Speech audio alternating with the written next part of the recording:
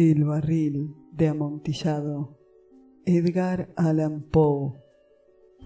Había yo soportado hasta donde me era posible las 1000 ofensas de que Fortunato me hacía objeto, pero cuando se atrevió a insultarme, juré que me vengaría.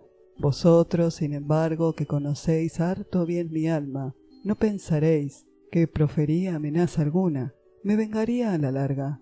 Esto quedaba definitivamente decidido, pero por lo mismo que era definitivo, excluía toda idea de riesgo. No solo debía castigar, sino castigar con impunidad. No se repara un agravio cuando el castigo alcanza al reparador, y tampoco es reparado si el vengador no es capaz de mostrarse como tal a quien lo ha ofendido. Téngase en cuenta que ni mediante hechos ni palabras había yo dado motivo a Fortunato para dudar de mi buena disposición. Tal como me lo había propuesto, seguí sonriente ante él, sin que se diera cuenta de que mi sonrisa procedía ahora de la idea de su inmolación. Un punto débil tenía este Fortunato, aunque en otros sentidos era hombre de respetar y aún de temer. Enorgullecíase de ser un conocedor en la materia de vinos. Pocos italianos poseen la capacidad del verdadero virtuoso. En su mayor parte el entusiasmo que fingen se adapta al momento y a la oportunidad, a fin de engañar a los millonarios ingleses y austríacos. En pintura y en alhajas, Fortunato era un impostor, como todos sus compatriotas, pero en lo referente a vinos añejos procedía con sinceridad. No era yo diferente a él en este sentido, excepto en vendimias italianas. Compraba con largueza todos los vinos que podía. Anochecía ya una tarde en que la semana de carnaval llegaba a su locura más extrema, cuando encontré a mi amigo. Acercóseme con excesiva cordialidad, pues había estado bebiendo en demasía. Disfrazado de bufón, llevaba un ajustado traje de rayas y lucía en la cabeza el cónico gorro de cascabeles. Me sentí tan contento al verle que me pareció que no terminaría nunca de estrechar su mano. «Mi querido Fortunato», le dije, «qué suerte haberte encontrado. Qué buen semblante tienes. Figúrate que acabo de recibir un barril de vino que pasa por Amontillado, pero tengo mis dudas». «¿Cómo?», exclamó Fortunato. «¿Amontillado? ¿Un barril? Imposible. ¿Y a mitad de carnaval?» «Tengo mis dudas», insistí, «pero he sido lo bastante tonto como para pagar su precio sin consultarte antes. No pude dar contigo, y tenía miedo de echar a perder un buen negocio. ¿Amontillado? Tengo mis dudas». «¿Amontillado? Y quiero salir de ellas». «¿Amontillado? Como estás ocupado, me voy a buscar a Lucreci. Si hay alguien con sentido crítico, es él. Me dirá que Lucreci es incapaz de distinguir entre Amontillado y Jerez. Y sin embargo no faltan tontos que afirman que su gusto es comparable al tuyo. Ven, vamos». «¿A dónde?» «¿A tu bodega?» «No, amigo mío, no quiero aprovecharme de tu bondad. Noto que estás ocupado y Lucreci... No tengo nada que hacer, vamos».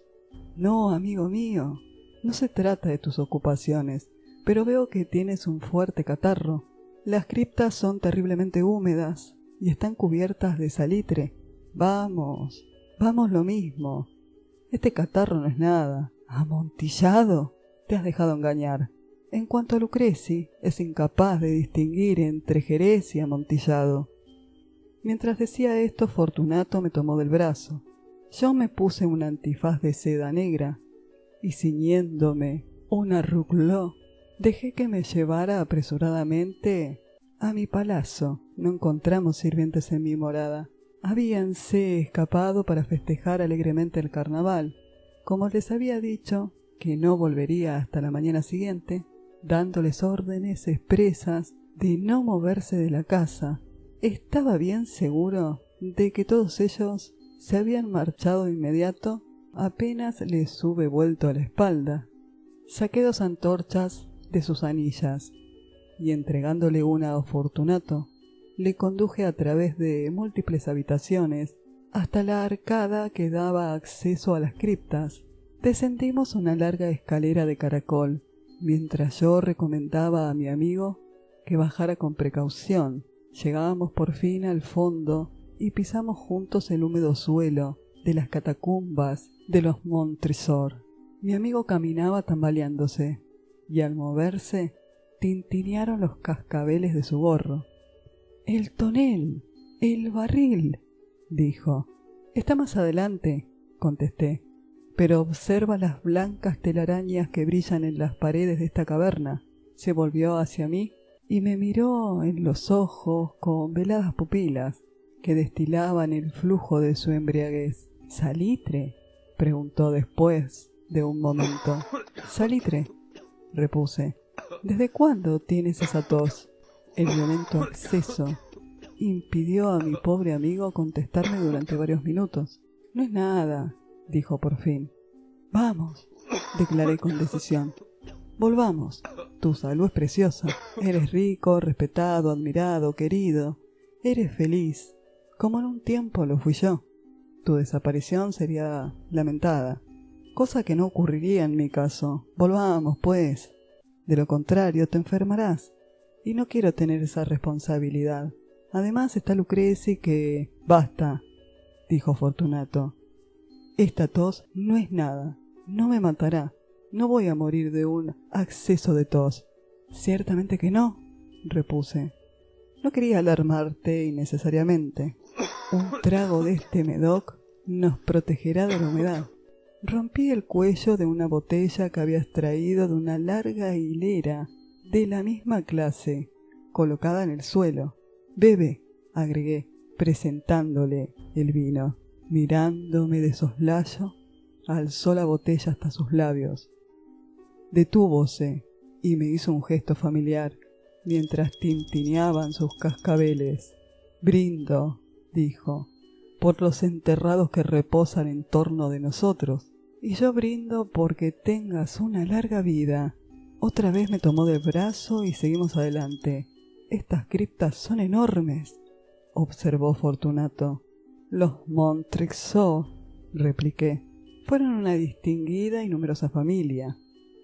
«He olvidado vuestras armas, un gran pie humano de oro en campo de azur». El pie aplasta una serpiente reptante cuyas garras se hunden en el talón. «¿Y el lema?» «Nemo impune lacesti». «Muy bien», dijo Fortunato. Chispeaba el vino en sus ojos y tintineaban los cascabeles. El Medoc había estimulado también mi fantasía. Dejamos atrás largos muros formados por esqueletos apilados, entre los cuales aparecía también toneles y pipas, hasta llegar a la parte más recóndita de las catacumbas. Me detuve otra vez, atreviéndome ahora a tomar del brazo a Fortunato por encima del codo. «Mira cómo el salitre va en aumento», dije. «Abunda como el moho en las criptas. Estamos debajo del lecho del río. Las gotas de humedad caen entre los huesos. Ven, volvamos antes de que sea demasiado tarde». «La tos». «No es nada», dijo Fortunato. «Sigamos adelante, pero bebamos antes otro trago de Medoc». Rompí el cuello de un frasco de gravé y se lo alcancé. Vaciólo de un trago y sus ojos se llenaron de una luz salvaje. Riéndose, lanzó la botella hacia arriba, gesticulando en una forma que no entendí. Lo miré sorprendido. Repitió el movimiento, un movimiento grotesco. «¿No comprendes?» «No», repuse. «Entonces no eres de la hermandad». «¿Cómo? ¿Eres un masón?» «Oh, sí», exclamé. «Sí, lo soy». «¿Tú, un masón? Imposible». «Un masón», insistí. «Haz un signo», dijo él. «Un signo». «Mira», repuse, extrayendo de entre los pliegues de mi ruclo una pala de albañil. «Te estás burlando», exclamó Fortunato, retrocediendo algunos pasos. pero vamos a ver ese amontillado. Puesto que lo quieres, dije, guardando el utensilio, y ofrecí otra vez mi brazo a Fortunato, que se apoyó pesadamente. Continuamos nuestros caminos en busca del amontillado. Pasamos bajo una hilera de arcos muy bajos, descendimos, seguimos adelante y luego de bajar otra vez, llegamos a una profunda cripta, donde el aire estaba tan viciado que nuestras antorchas dejaron de llamear y apenas alumbraban. En el extremo más alejado de la cripta se veía otra menos espaciosa. Contra sus paredes se habían apilado restos humanos que subían hasta la bóveda, como puede verse en las más grandes catacumbas de París. 3 lados de esa cripta interior parecían ornamentados de esta manera. En el cuarto los huesos se habían desplomado y yacían dispersos en el suelo, formando en una parte un amontonamiento bastante grande. Dentro del muro, así expuesto por la caída de los huesos, vimos otra cripta o nicho interior, cuya profundidad sería de unos 4 pies, mientras su ancho era de 3 y su alto de 6 o 7. Parecía haber sido construida sin ningún propósito especial, ya que sólo constituía el intervalo entre 2 de los colosales soportes del techo de las catacumbas, y formaban su parte posterior la pared de sólido granito que las limitaba. Fue inútil que Fortunato, alzando su mortecina antorcha, tratara de ver en el fondo del nicho. La débil luz no permitía adivinar dónde terminaba. «Continúa», dije. «Allí está el amontillado. En cuanto a Lucreci, es un ignorante», interrumpió mi amigo, mientras avanzaba tambaleándose, y yo lo seguía pegado a sus talones. En un instante llegó al fondo del nicho y al ver que la roca interrumpía su antorcha, se detuvo como atontado. Un segundo más tarde quedaba encadenado al granito. Había en la roca 2 argollas de hierro, separadas horizontalmente por unos 2 pies. De una de ellas colgaba una cadena corta, de la otra un candado. Pasándole la cadena alrededor de la cintura, me bastaron apenas unos segundos para arrojarlo. Demasiado estupefacto estaba para resistirse. Extraje la llave y salí del nicho. «Pasa tu mano por la pared», dije, «y sentirás el salitre. Te aseguro que hay mucha humedad. Una vez más, te imploro que volvamos. ¿No quieres? Pues entonces tendré que dejarte. Pero antes he de ofrecerte todos mis servicios». «¿El amontillado?», exclamó mi amigo, que no había vuelto aún de su estupefacción. «Es cierto», repliqué, «el amontillado». Mientras decía esas palabras, fui hasta el montón de huesos de que ya he hablado. Echándolos a un lado, puse en descubierto una cantidad de bloques de piedra de montero. Con estos materiales y con la ayuda de mi pala de albañil, comencé vigorosamente a cerrar la entrada al nicho. Apenas había colocado la primera hilera de mampostería, advertí que la embriaguez de Fortunato se había disipado en buena parte. La primera indicación nació de un quejido profundo que venía del hondo nicho. No era el grito de un borracho, sino un largo y obstinado silencio. Puse la segunda hilera y la tercera y la cuarta. Entonces oí la furiosa vibración de la cadena. El ruido duró varios minutos, durante los cuales, y para poder escucharlo con más comodidad, interrumpí mi labor y me senté sobre los huesos. Cuando por fin cesó el resonar de la cadena, tomé de nuevo mi pala y terminé sin interrupción la quinta, la sexta y la séptima hilera. La pared me llegaba ahora hasta el pecho. Detúveme nuevamente y, alzando la antorcha sobre la mampostería, proyecté sus débiles rayos sobre la figura allí encerrada. Una sucesión de agudos y penetrantes alaridos, brotando súbitamente de la garganta de aquella forma encadenada, me hicieron retroceder con violencia. Vacilé un instante y temblé. Desenvainando mi espada, me puse a tantear con ella el interior del nicho, pero me bastó una rápida reflexión para tranquilizarme.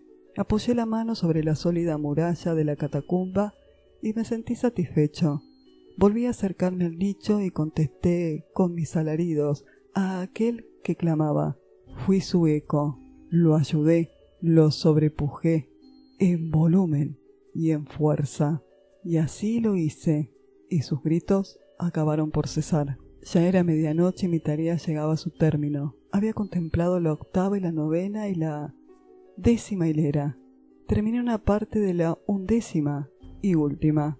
Solo quedaba por colocar y fijar una sola piedra. Luché con su peso y la coloqué parcialmente en posición. Pero entonces brotó desde el nicho una risa apagada que me hizo erizar mis cabellos.